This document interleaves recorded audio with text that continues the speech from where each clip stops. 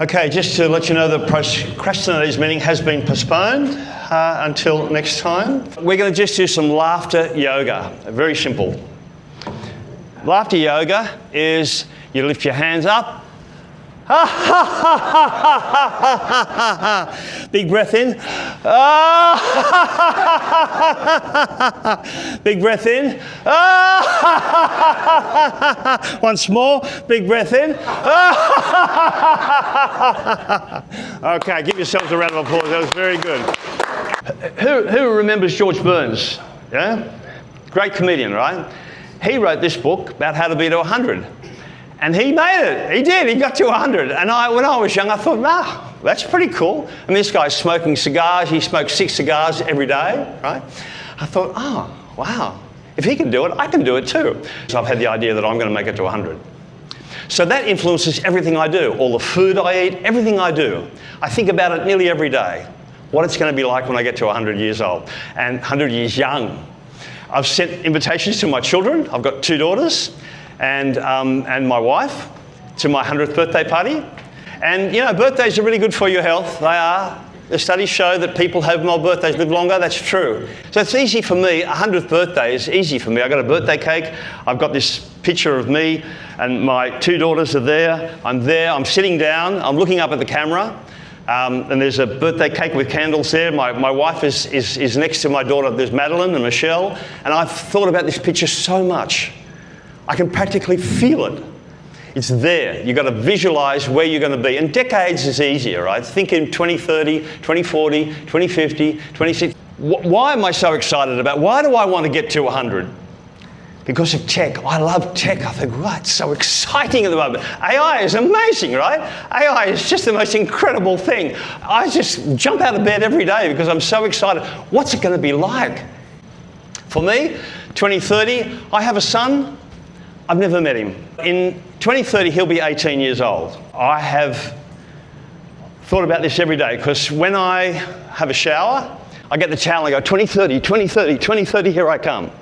And I have a vision of me sitting with Max in a hotel I know about in Singapore. And I'm sitting there with him and he's opposite a round table. We've got some coffee and tea. There's a big bit of glass, the sun is shining through, a big glass facade at this hotel in Singapore, and I'm talking about him. It's so real for me that in 2030 I'm going to meet my son Max. And at the back they had this thing called astrology or star signs. I thought, oh, and I was only about 10 years old. I thought, oh, what's this? I looked up my birth date, which is in November. I went, oh, okay. And they said, you are happy-go-lucky. Oh, okay, all right. And I just believed it. I thought it was true. And so ever since 10 years old, I've thought of myself as happy-go-lucky. It's what you think about it. If you're going to make this real, you've got to have a contract with yourself. You've got to have some rules, some laws. And the one of them is happiness is a habit, like I've got written on the back of my T-shirt here. The other law that you've got to understand is that you are 100% responsible for your health. The other one is health starts in your head. You've got to think the thoughts here. You've got to get this right first. Your crap thoughts are sending you to an early grave. Your good thoughts are keeping you alive and well. But I was at traffic lights in Sydney, and I ended up I was coming up. I was running late.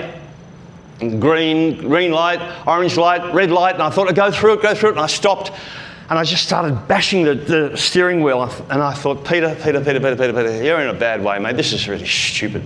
This is dumb. You got to fix this, man.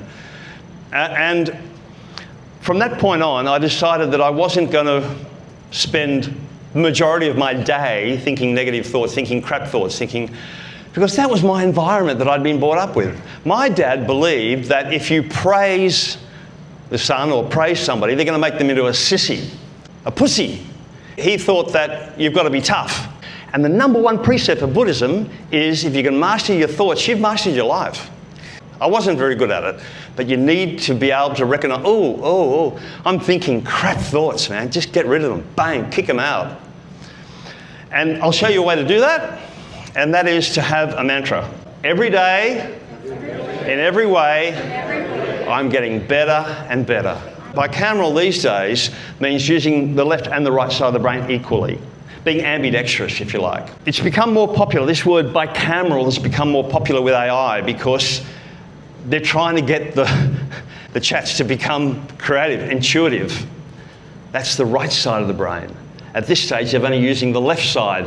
If you are right-handed like me, and you've always brushed your teeth with the right, try using the left. Right? You've shaved with your right, and the way to do it, you go, oh, I can't do that. Do it with both hands. Meditation like this is difficult.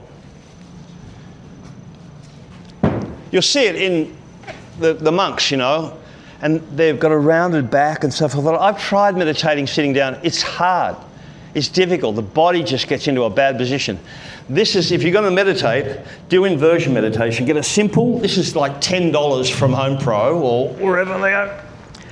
And you just lie back like that.